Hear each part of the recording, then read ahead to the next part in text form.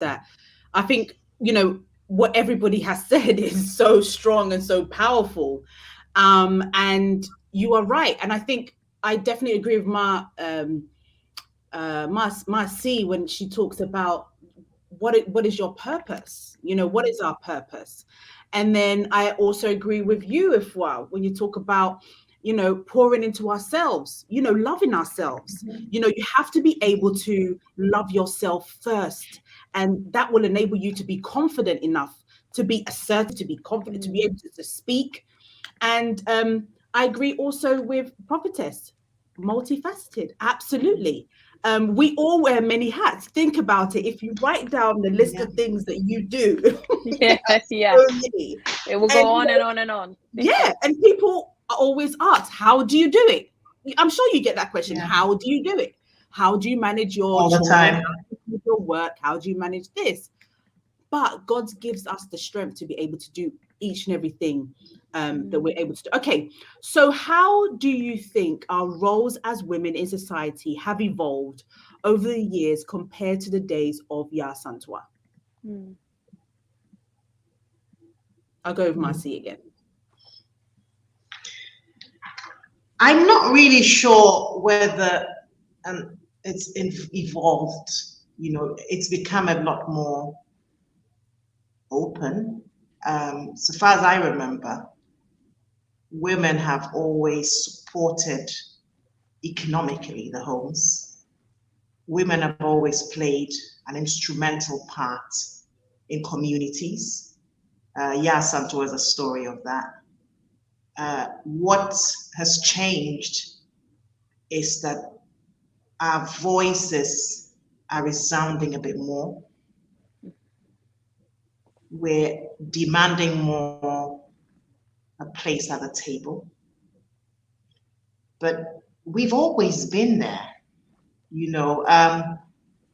I remember when I turned 50, I wrote an article about 5 decades and 5 lessons. And one of the things I talked about was the fact that I didn't know any other way, but when people ask me, how do you do it? How do you combine having children and having a career? I've always been around it. My mom worked. She took care of me. Even my aunties who were supposed to be housewives, I remember selling on the side to support their homes silently. They always either had a little stall somewhere, they were cooking and selling somewhere. They were always economically supporting the home. Of course, we're a lot more educated, but I think that I really don't see that, we've sort of moved away. That would be a disservice to Ya Santwa, because we know her story. And it's not a modern day story. This was 100+ years ago. She died 100 years ago. Yeah. And if you look at that story, that was a leader. That was somebody who was protective. The modern day president of a nation, really, in my view. So I definitely, we've got more of a platform. We're more educated, and so it's a bit more visible. But I think women have always, sort of been on that journey. How do you think we have evolved? I think I have to agree with Marcy and what she said there. I think women have always been at the forefront. We've always been in leadership. If we think of women through time, of course, we've got the Ya Santwa story, which was 100 years ago.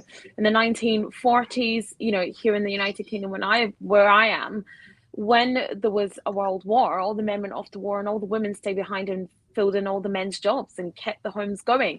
Look at the 3 women that started the Black Lives Matter movement in 2013. Look at Stacey Abrams and what she did in Georgia during the election. Look at our MVP, Kamala Harris. Look at Doreen Lawrence and the work that she's done with police reform. Look at Jacinda Ardern, Ellen Johnson Sirleaf. There's women throughout history who have always been at the forefront. And women have always been there. They've always been the backbone of the community. And that's any community, whether you're here in London, whether you're in Connecticut, whether you're in Accra. women are the backbone of the community. So we've always been there. But like Marcy said, we have more of a voice. We're more visible. We're less likely to let the men take the credit for what we have always done.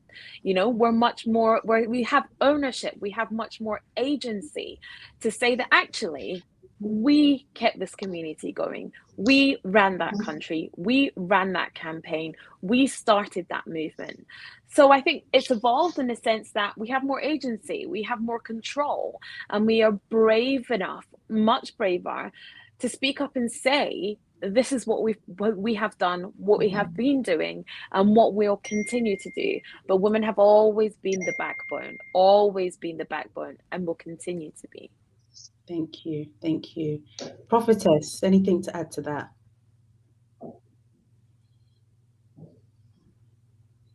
I think you're on mute.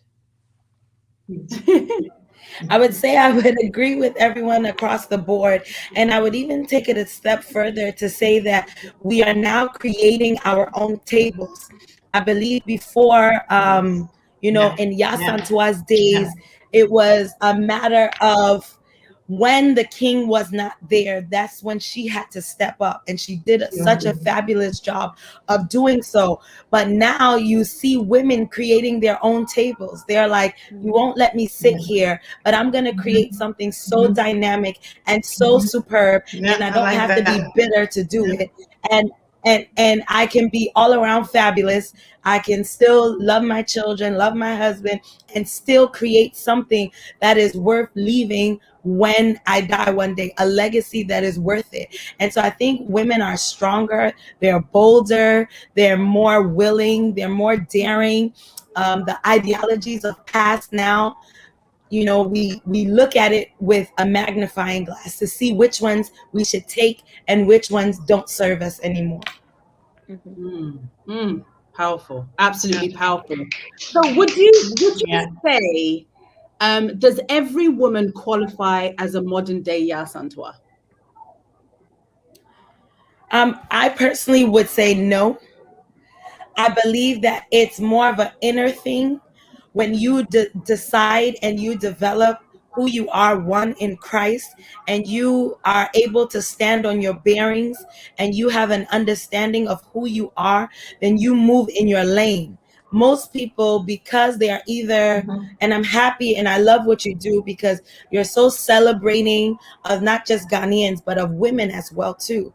And I believe that in order to be a modern woman, you have to put the old caddish ways aside. Women don't fight anymore. We're trying to build each other up. We're trying to have empires together. We're trying to be seated at the next mansion with the other person. And so most people, if you don't have that mind shift and you're still back in the 1920s where women fight and they're on the phone doing caddish things, then you cannot be considered as a modern day woman. But when you have an evolving mindset and you decide that, this is a new day, I got to get my own, then we can consider you as a modern day woman. Marcy. I mean, I agree with that, but I'll say that it's about potential. I think every woman has a potential to be a Yasantua. And once you recognize that, and as Prophetess said, it starts with you're knowing who you are in Christ. That's where the purpose comes from. Unfortunately, many go to the grave without really realizing the potential they have to be Yasantuas in their own right. I'm a believer and a nurturer, so I like to see people with those types so that yes, we all have that potential in us, but it's recognizing that potential is another thing. But once you do recognize that purpose and potential, then you can be the modern day Yasantua. Do we have that potential? Do we all have that potential? I think everybody has the potential, but it's whether you choose to unlock it, whether you choose to do something with it, whether you choose to recognize the potential within. Because I would disagree with what Prophetess said, that I think women are still mean, right? And women are still catty, unfortunately. And women are still tearing themselves down. You know what it's like in the media industry, especially in the United Kingdom, then, so you know how that can be, right? And but that comes from competition, and it comes from, there is a handful of dark-skinned Black women on TV. Let's be really real. I'm one of maybe 10 or 12. Mm. And so, and not within that circle, I don't personally see cattishness, but it's there. There's competition because there's fear that you can be that you have to be the only one because there's not as many opportunities. It's better now because we're building our own tables and because broadcasters have opened their eyes to what works, right? Everybody doesn't have to be white and male. Actually, you know, Black women can do well on TV as well. So it's easier now than it has been. But I think that still, that cattishness still exists. But if you unlock the potential inside yourself, if you're able to see beyond the material things or just doing that hit on TV or, you know, just being on that program, that all comes with unlocking your potential. It all comes with thinking bigger, thinking outside what you've been told you're capable of, and actually realizing that you can do so much more. So you don't need to involve yourself in cattishness. You don't need to involve yourself in meanness and bitchiness and all that. You don't need to do that. So everybody has that potential within them, but it's whether you really want to unlock it and think bigger is really up to yourself. But I actually do think that takes women getting together and women helping each other unlock their own potential. You know, women like Marcy, women like yourself, making other women realize that, you know what, we don't actually have to be in competition. We're not in competition. And we don't have to. I think it was Madeleine Albright that said about Hillary Clinton, right? When she was on the campaign trail in 2016, there's a special place in hell for women who don't help other women. Couldn't agree with her more. You're absolutely right. So, Marcy, how do we, you know, Prophetess mentioned about us being catty and, you know, and so has Ifwa. How do we stop that? How do we really support ourselves as women? You know, we say it, but are we actually doing it? I think it starts on all levels, you know, as mothers, it starts with us. It starts with ensuring we speak positive words to our children. When I say mothers, I don't mean biological mothers. I'm talking about women who are in a position to influence another young woman or another woman her age. Speak life into people. It starts with that. A lot of people, I mean, we all grew up with issues with rejection and not feeling that we were good enough because of the words that were spoken over our lives. And if we could start off by just encouraging each other and speaking life, instead of being critical of each other. We're all not the same, you know. The fact that you do it this way doesn't mean I do it this way. We need to start with that. Speaking life into each other and encouraging each other and supporting each other with prayer and just loving each other unconditionally. It doesn't take much. If you love somebody unconditionally, you don't judge them. You know, people are on different journeys, and you know, you may have gone through something, you may have arrived somewhere, but someone might be 2-3 steps behind you. Doesn't mean that they're not good enough. It just means that they haven't managed to get where you are yet. So it starts with encouraging each other and speaking positive words into each other. I mean, after all, our thoughts create our reality, you know, and so we do need to make sure we do that. Those of us who are Christians, you know, sometimes I find that, you know, in as much as we don't mean it, sometimes we are the ones that don't encourage those who feel are not Christian yet. You know, you were once a non-Christian, maybe. The fact that you are, you know, this whole thing about righteousness, being too self-righteous, doesn't help the other woman. You know, so it's just loving each other unconditionally. And when you do, you see people as what they are. And you know, the more you love people, the more they blossom. I've seen it happen so many times. People that have been written off, and all they needed was someone to say, you're good enough, you're beautiful, you know, you're clever, you can do it. No matter how many times you fall, it's okay, I'm with you. Get up. We're on this journey together. We fall together. We rise together. That is what people need. And once you give them that ground, they start to find, oh, I've got purpose. There's a reason why I'm here. And then they start to grow.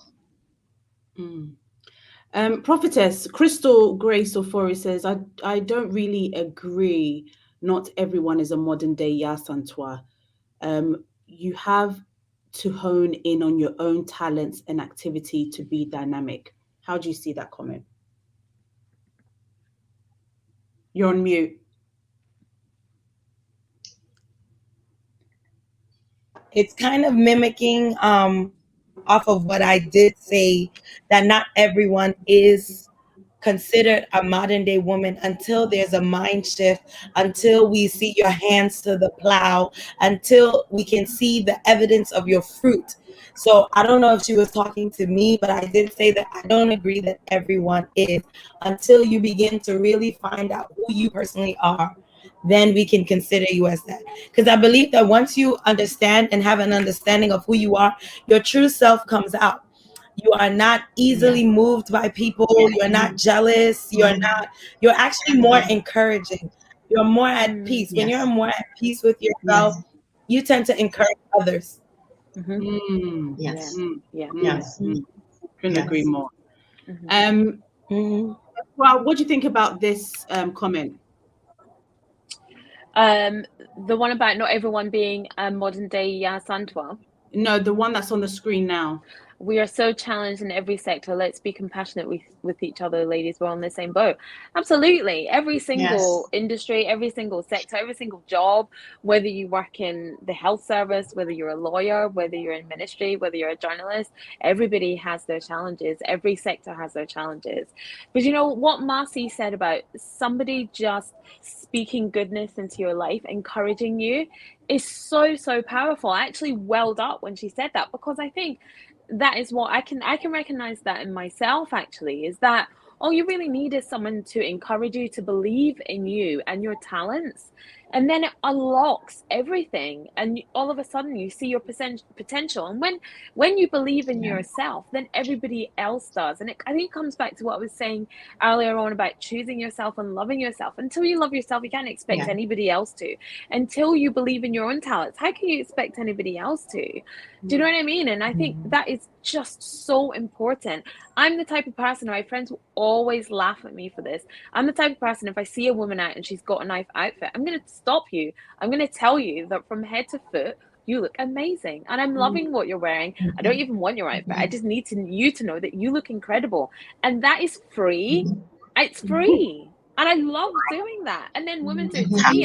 And when you get that, you get a little bounce, you know, have a little bounce in your step for the rest of the day. And it's really important to sow into others. It's really important to encourage other women. But I do agree with what Prophet has said. You have to be at a place of peace to do that. You have to be in a place where you yourself are okay with you. You're happy with where you are. But pouring into others, you get it back 1,000-fold, and it's the best thing.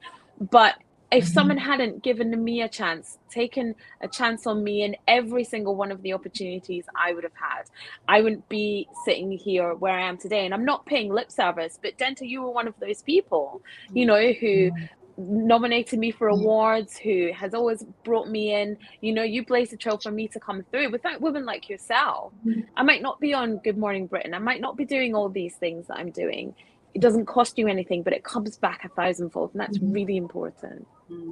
Thank you so much. And I think that's really important. And Crystal wanted to say that she was agreeing with you, Prophetess. She wasn't saying that she didn't agree, so I must say that before, you know, she feels a bit sad and down about it.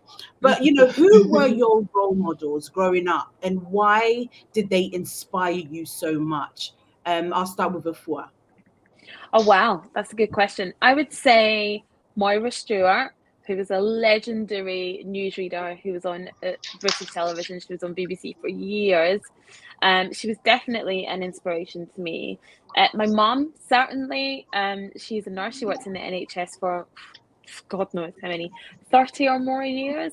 She was definitely an inspiration to me as well. And in fact, I think these two women in tandem, I mean, my mom kind of looks like Moira Stewart as well. So I kind of felt like they were sisters, just pushing me into what I wanted to do. And I think my mom kind of harbored a secret want to be a journalist. You know, her uncle was quite a famous journalist in Ghana, and so when I started talking about perhaps I want to do that for a career, she was so supportive. And we know sometimes that Ghanaian parents not always the most supportive unless you want to be a lawyer, an accountant, or a doctor. Anything in between, it's not really an option. So when I said, writing, journalism, my mum was like, yes, do it. I had this uncle and he went to this school and he went to London School of Journalism, which was absorbed by, my university, City University. So I essentially ended up going to the journalism school that he did. And, my mum was so instrumental in laying that path for me and, encouraging me to go to university interviews. I grew up in Glasgow, but I went to university in London. So that was a massive move to make it 17 years old. But she was like, you can do it. You can do anything that you want to do. You can be as successful as my uncle or even more successful. You can blaze that trail, tell those stories. But being a Black girl from Scotland moving to London to be a journalist actually sounds mad when I say it out loud. But I wouldn't have been able to do it without, first of all, seeing women like Maura Stewart on screen, and secondly, having mum in my corner pushing me every single step of the way. And now she will watch every single thing that I do, has collected every single article I've ever written or has been written about me. She has everything saved, in big folders. If you ever go to my house in Ghana, she fans out old issues of magazines from 2007 that I worked on. She just has them on. Mum is so old. She's like, no, I'm reading this one from 2007. Okay, fine. But yeah, I would say Mum and Moira in tandem got me here today.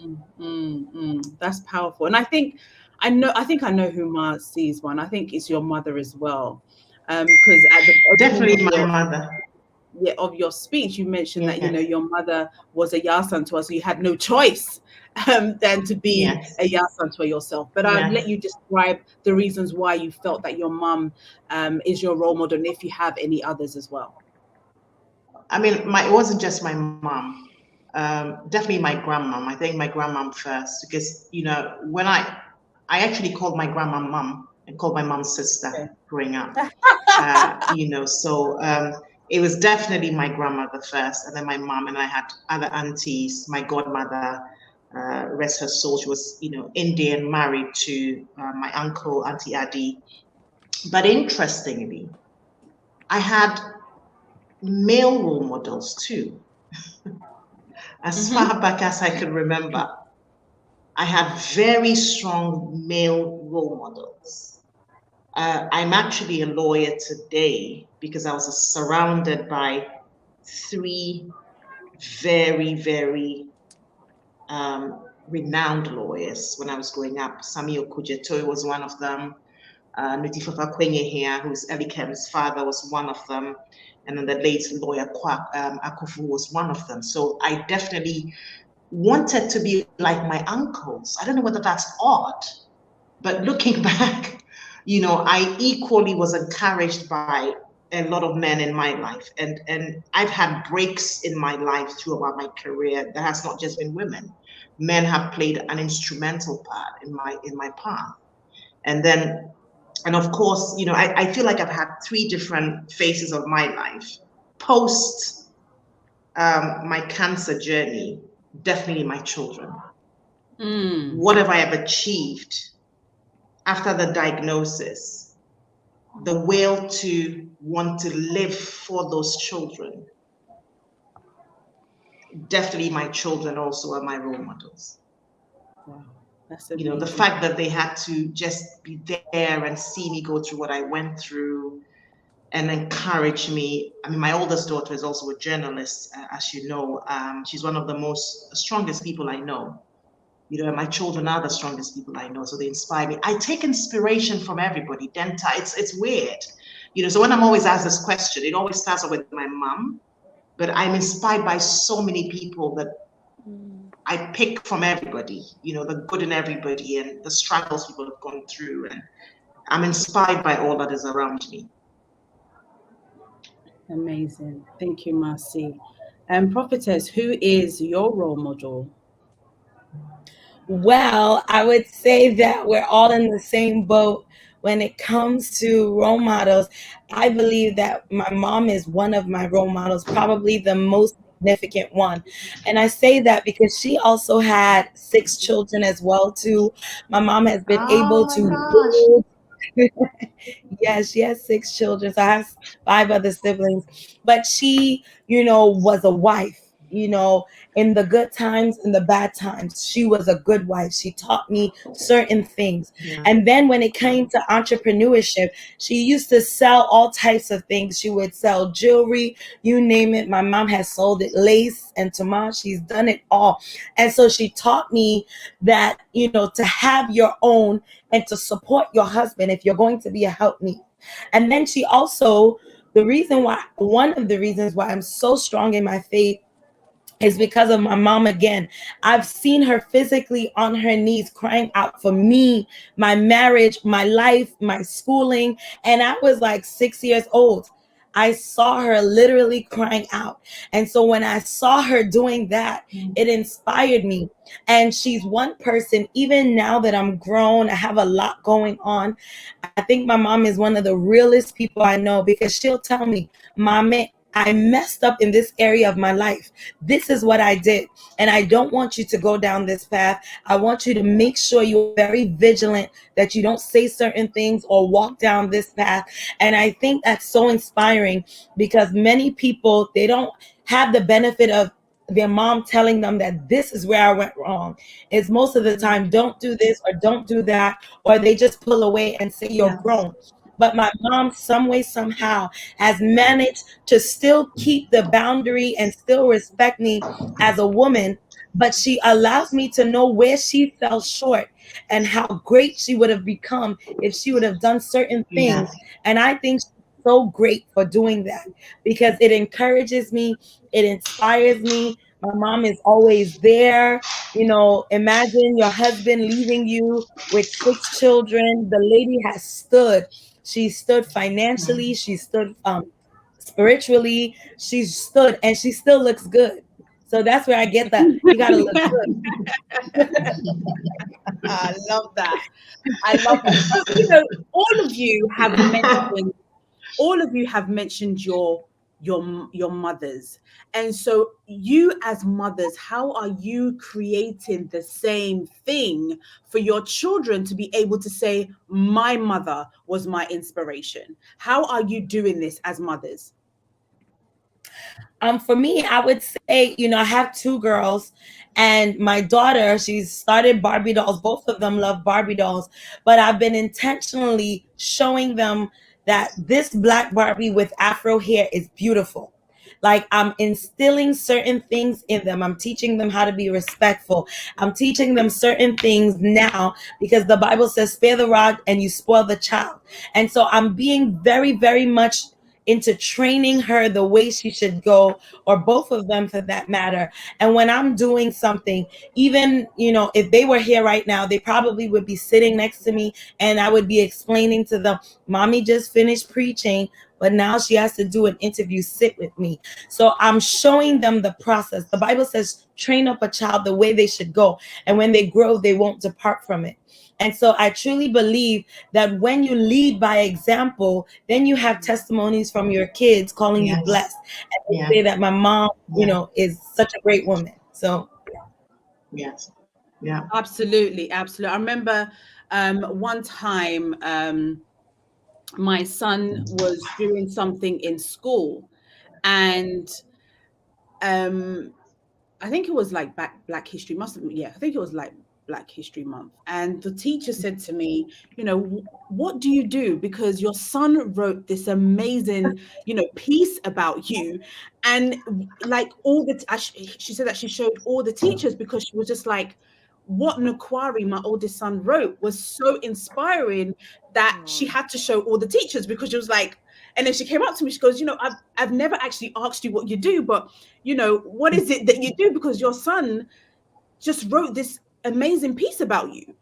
And, when you hear that as a mother, that alone encourages you that you Mm-hmm. are on the right path. Like they know about their mother. They don't have to look elsewhere. Yes, they can, Yeah. but at least they know that in the home they have somebody they can look up to.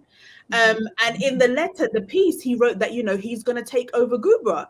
And, and she was like, what is Gooba? And, and I had to explain to her. And I was like, oh, so he wants to take over Gooba. Okay. Now you know. Now I know. But I think it's so important for us I take my children to meetings. I take them to, sponsorship meetings. I take them to, I take them everywhere with me. I remember, when Anije came to Ghana first, and I had to go meetings, and he was sitting in the car, and he was like, Mama, I know you're going to a meeting. Can I come with you? Because at first I was just leaving him in the car with my driver and then quickly dashing off to a meeting.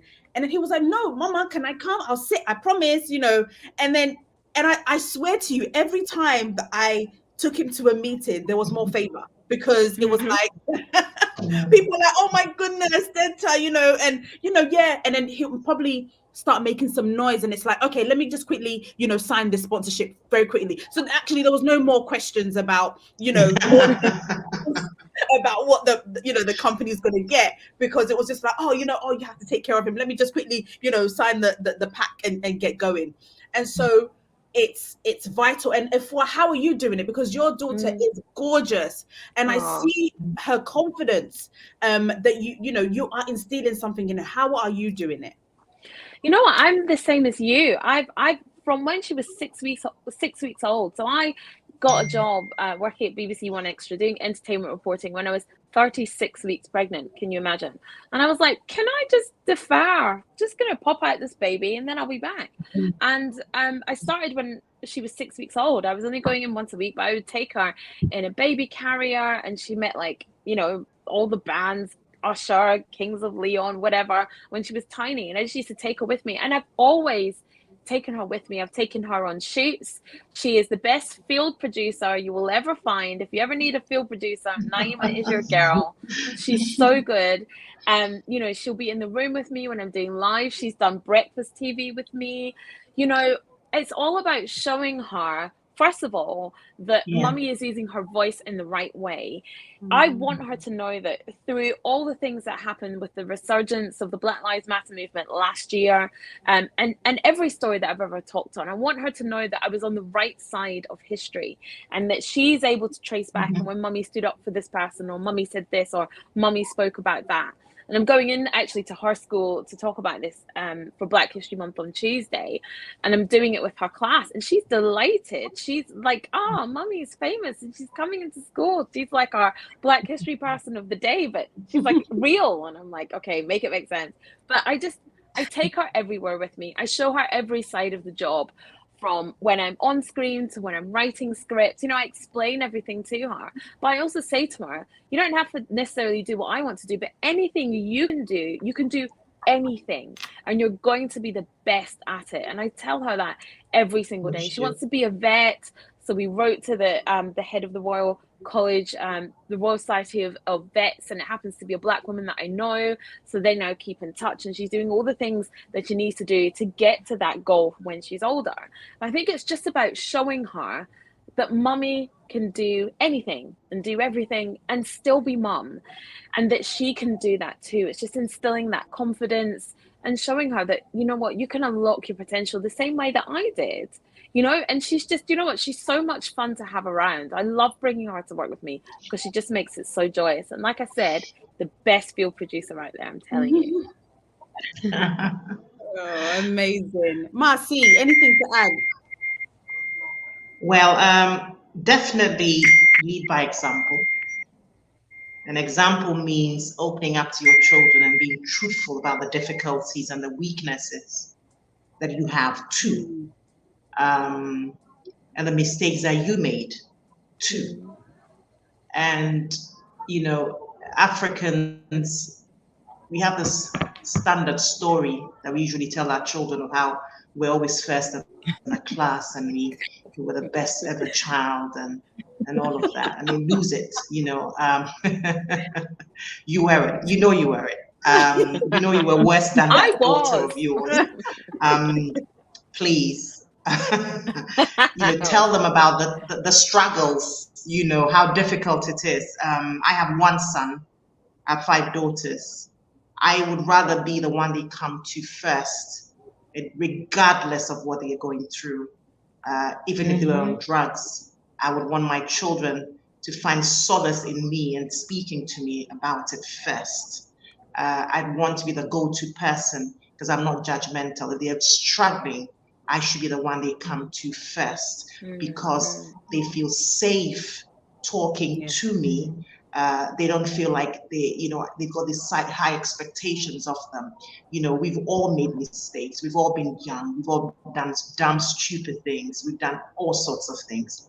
Opening up about our lives to our children is absolutely important.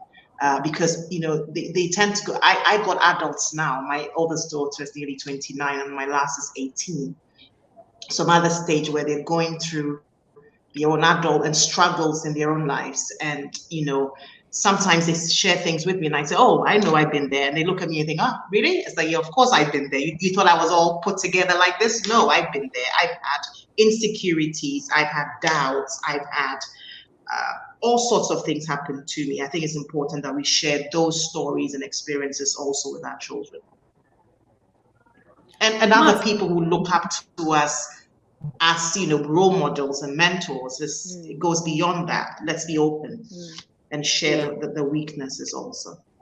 Okay. Marcy, can you read the statement that's on the screen? Yes, we're mentioning the material a lot, understandably, but I do think we have a challenge with our current forms of masculinities in Africa and the diaspora.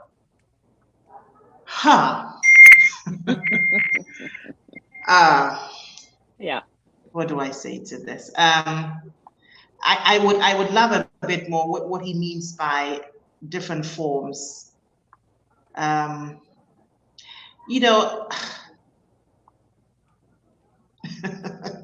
It's a difficult one. I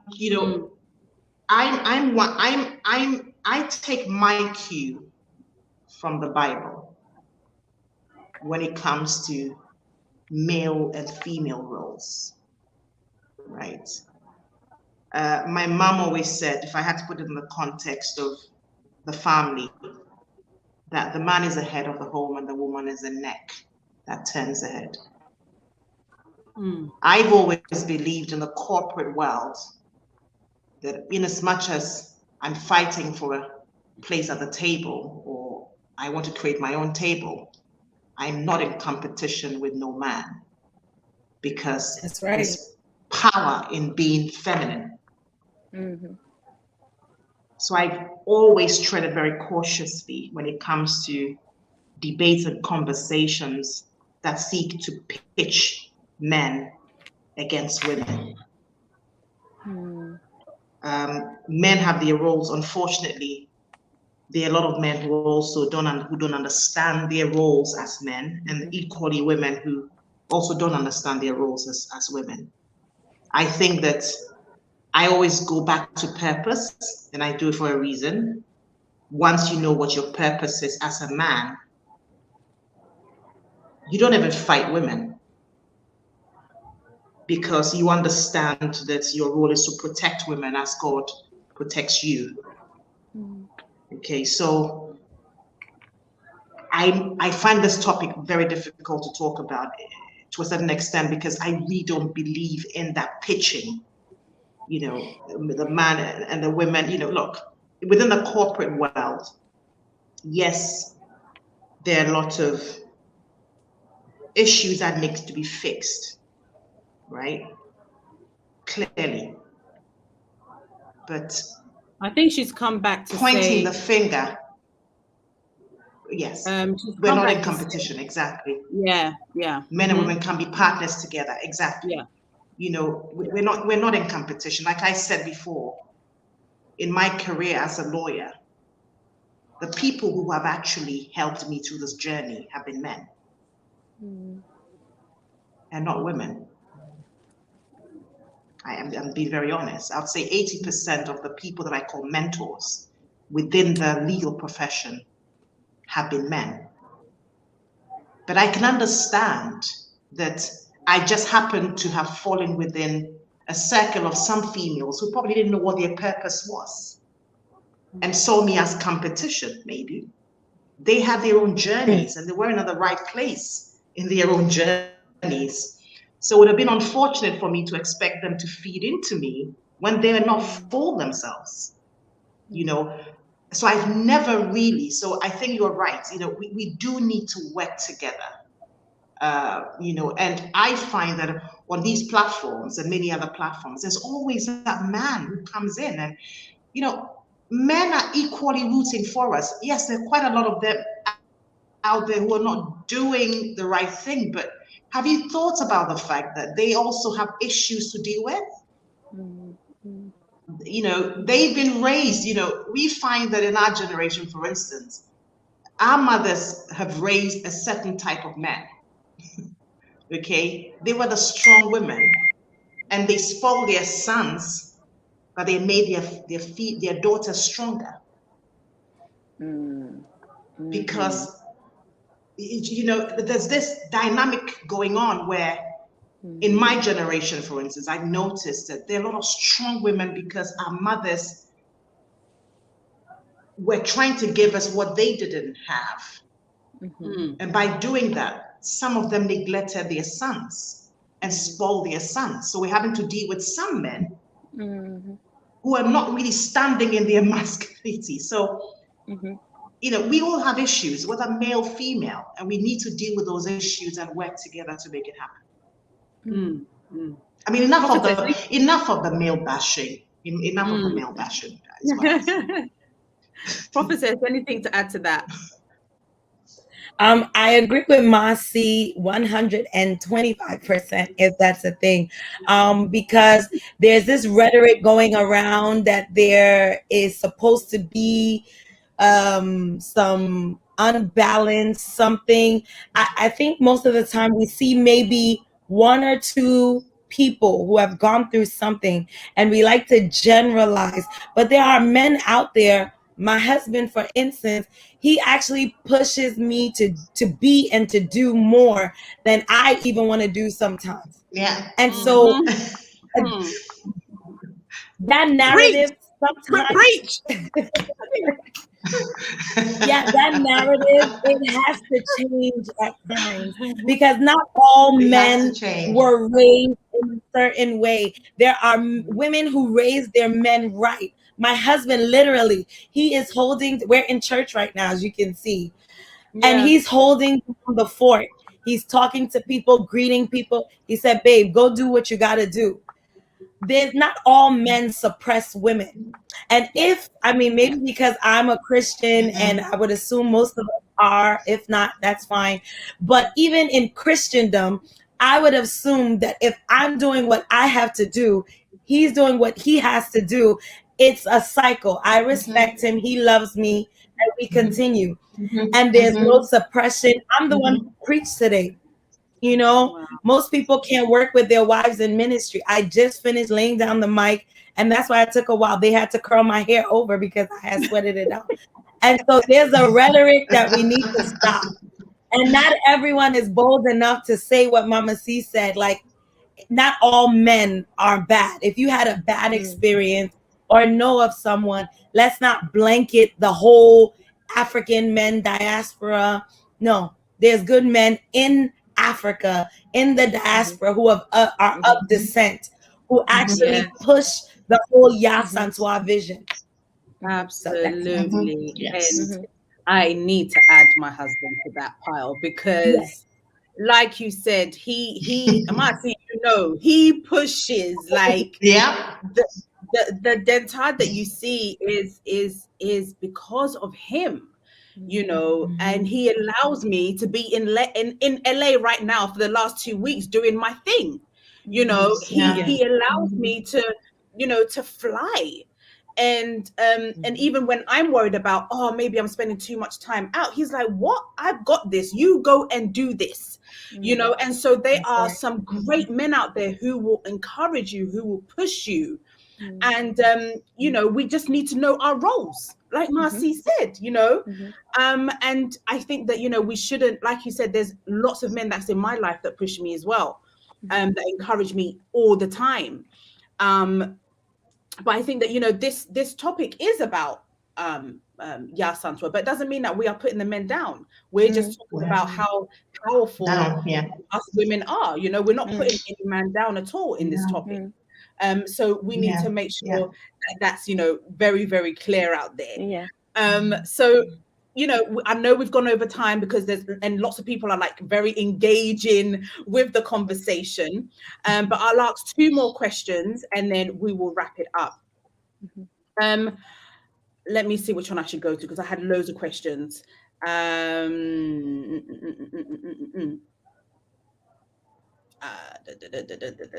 Okay. What advice would you give to a woman trying to manage family life, work, and leadership roles they might find themselves in? What advice would you give them? Prophetess. That life is in seasons, life is in phases, and learning how to understand the phase will cause peace. It's very important to understand, you know, if I'm 9 months pregnant, I can not expect myself to do what I was doing when I wasn't pregnant or even one month pregnant. And so I think when you have an understanding of seasons, then you are okay with your current season. Perhaps it's a season just to breastfeed. It can be very overwhelming. It can be a lot. But a year from now, you won't have that baby to breastfeed anymore. So when you understand that life is in phases, then you enjoy that breastfeeding time. You're like, this won't last forever. So let me just enjoy it. But when you have no knowledge that life is in stages, phases, seasons, you think that you should be doing everything all the time. And this is what happens with burnout. You burn yourself out trying to be a million and one things, and then you end up in bitterness. You hate everyone. You're just mad at the world. Understand that life is in seasons. It's in phases, and every season will pass. So sometimes you just have to learn how to deal with the current season and hope for a next better one. And I think that helps a lot. If we're Yeah, I think I would definitely agree with that. I mean, it's the juggle, isn't it? And people always ask me that question. How do you do it all? How do you do all the things you do? And I really hate that question because I don't know. I don't know how I do it all. I just do it. I just wake up every day and I do it. It just gets done, you know? And I think it's about finding the balance. I mean, we talked about the men in our lives, and I have to add my husband to the pile of great men out there. And you know, can't wait for the wedding. Can't wait for the wedding.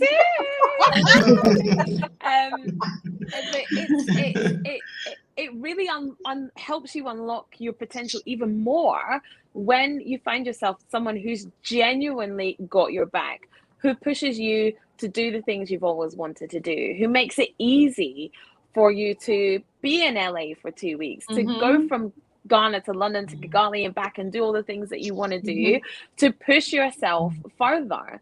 And you know, once you have that in your life, I think it makes it much easier. And then, you know, you can manage everything. But I think it's always about knowing when to stop, knowing when to rest and not to quit. And that's something I really had to teach myself, like have a word with myself, speak to myself about that, because it's about resting and never quitting. Take breaks. You do not have to be everything to everyone all the time.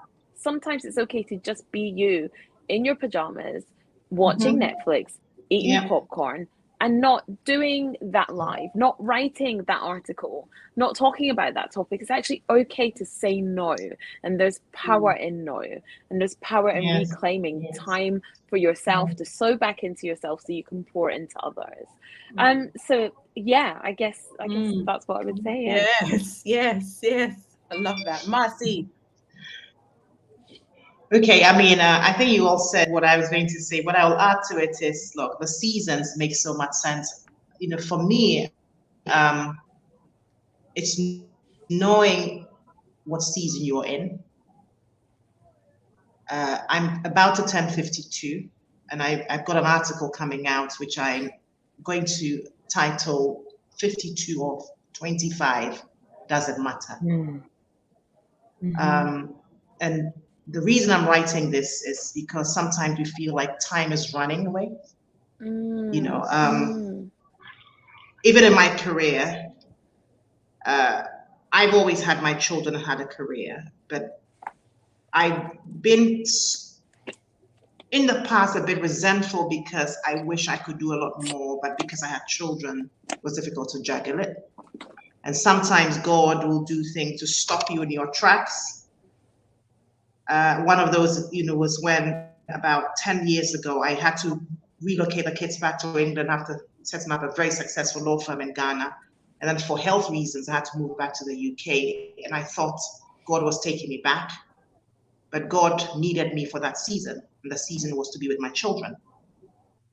And in actual fact, it was in that very season that He redirected my career into something completely different, which I'm known for now, which is banking and finance law. When I look back now, I'm 52. I've got my last daughter is about to go to university next year. And I still have a minimum of 30 years of my life to achieve so much. Age is nothing. Don't run because you think it's age and I have to do this before I'm 25 and I have to buy a house by the time I'm 35. Whose season are you on? It has to be God's season.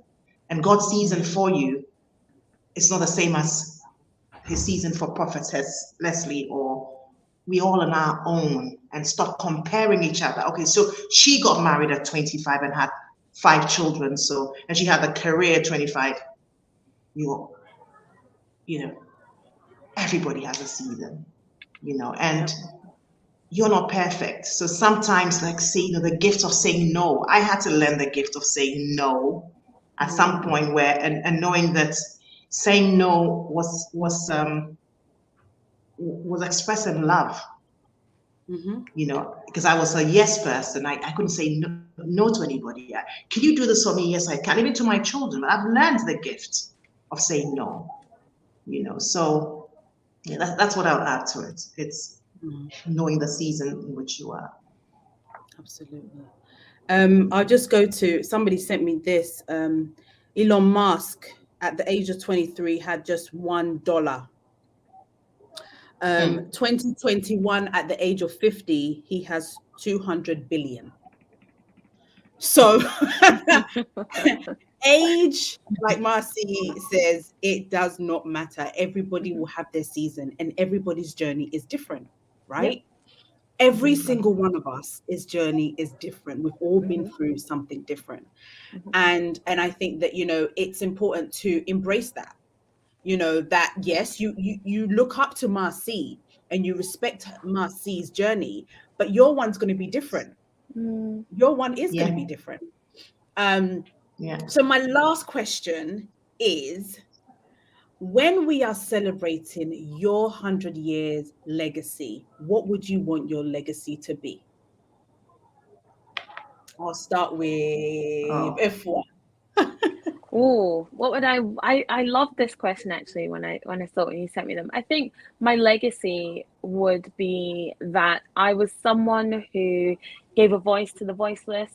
I was someone who stood up for people. I was someone who told stories of communities with grace, with heart, and with power. That's how I want to be remembered. And I want to blaze a trail for women who are like me, who are dark-skinned, who are of African descent, who want to be on TV, who want to tell stories. I want to blaze a trail so there's so many women that can come behind me to take my place, because I don't want to be on TV forever. I'm not going to look like this forever. And you've got to be able to open the door for other women. So I want other women to come behind me in my name and say, when you asked me, like, who did you look up to? I want women to say, Afia Don, when she was on TV, I want to do what she did and do the reports that she did.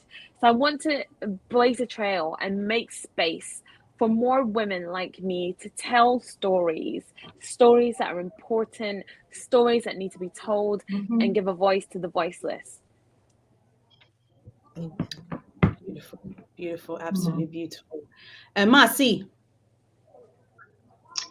I'd like to leave a whole generation of young women who were inspired by me, who are empowered to reach their potential. Women who can say that because of her, she loved unconditionally. She pushed me. She saw the potential in me and she never gave up on me. And because of her, I am what I am today. An ethical leader, a fearless leader, but one who embraces the fact that she's a woman, who doesn't want to wear the trousers because she knows she's got power within her.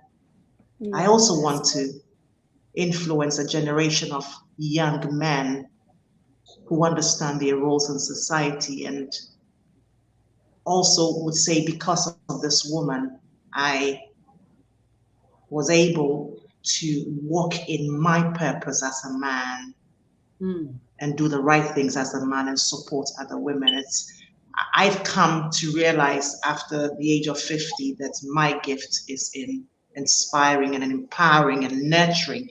God gave me 6 children because he wanted to build in me characteristics that would help me be able to share my gift with other people. And every difficulty that I have faced, he has used as a way to build character in me.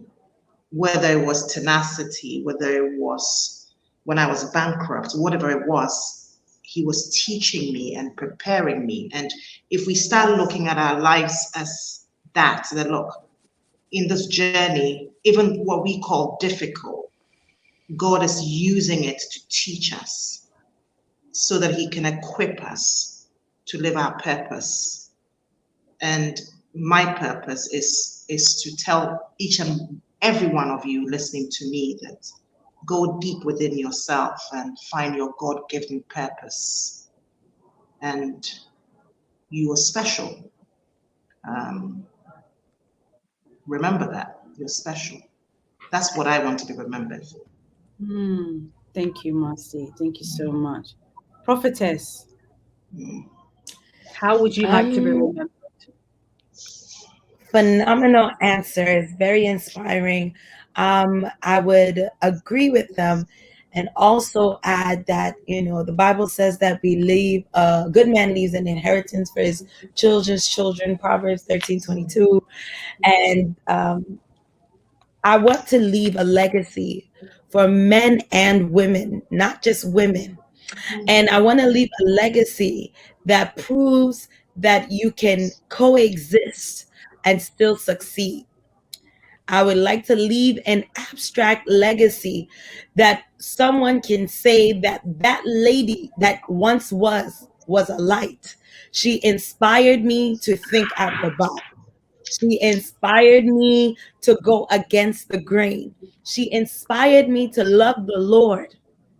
I pray that one day when I leave this earth, the first thing that anyone would be able to say is that I genuinely stood in my faith, unwavering. And that caused so many people to come to the saving knowledge of Christ. I pray that one day my legacy would allow people to understand that you can be all things through Christ who strengthens you, be it a woman or a man. And I pray that one day it will be said that my children's children's children are in line with the things of God and are entrepreneurial, they're pioneering, they're apostolic. And because of that, a generation and another generation and another generation have been blessed by my presence and the way that I was pioneering and forthcoming. And so I pray that God just makes my forehead like flint, just to keep bulldozing through every single obstacle, even if it looks crazy. That's what I want my legacy. Amen. Oh, amazing. Amen. 3 powerful legacies. And I'm sure what you have said is what will definitely happen. I'm sure Santwa is listening to us right now saying, you know what, I'm so proud of you girls. I'm so proud of you ladies. And I really want to encourage you all, prophetess, you know, this month, I really want you to talk about the Santwa story at church and just let women know how courageous this woman was. If for any chance that you get, while speaking on TV, or if you can write something about this amazing woman, this is the time that I feel we need to be celebrating this great woman who we have all come from. You know, we have all had the opportunity to listen to her story and we can relate to her story. Okay. And I'm sure that thousands of millions of women can relate to her story. So let's celebrate this woman in an amazing way, as much as possible. This is her month. And so, you know, I'm encouraging you all, Marcy, any chance that you get when you're speaking, let's mention the Santwa, because I think that it's really important that we do so. And I thank you all for joining me. I know it's supposed to be 1 hour, but I snuck in an extra 30 minutes. It's been an incredible conversation. The audience is just, you know, they are so happy, they are engaged, they think that, you know, this was the most powerful session that they've listened to. I'm sure that we will definitely come again and do another panel of another conversation soon. But thank you all, prophetess. Thank you, Afua. Thank you, Marcy, for joining me on the show. I respect you women so much. You are all beautiful inside and out. And I pray that everything that you have said, all of us will have a legacy of that 100 years that somebody will be talking about us as well. God bless you all and have a good evening. Amen. Thank you for inviting me. Thank you. Oh, what an inspirational show today. I'm just like, I'm taking it all in. And I'm just like, these women, oh, I love it. I love it. I love it. I love it. Make sure that you follow them on social media as well. They are such an amazing, you know, women from different backgrounds, you know, and you heard what they were saying. It's just so, it's so beautiful. I love these women. Guys, continue to be great women. Continue to encourage the men as well. We don't leave them out. And continue to be you. Know that your journey and your path will be different. Let's not be jealous. Let's not hate. Let's love. Show that strength. Even when you're feeling a bit down and somebody else needs that encouragement. Like Ifwa says, you know, go up to a woman and says she's beautiful. If you think she looks beautiful, you know, if you think she has that beautiful dress or the beautiful hair, go out there and say that. Trust me, it makes a world of a difference. I've seen women that I've said, oh my God, you look gorgeous. And I've been told, oh my God, Dente, you look amazing. And it makes you feel like, maybe I do. You know, sometimes you might not feel that gorgeous, but somebody telling you that, and be your sister's keeper. Be your sister's keeper as much as you can. I thank you all once again for joining me on the show. Next week, we'll have another show for you, another exciting topic. Please do subscribe, please like, and please share. Let's make sure that you share this conversation because I think that it will definitely impact on another woman. Again, thank you to World Remit for sponsoring this show. You can join up to 5.7 million people who are sending money back home. Go to www.worldremit.com. Take care. God bless you all. Thank you for watching the show. Bye-bye.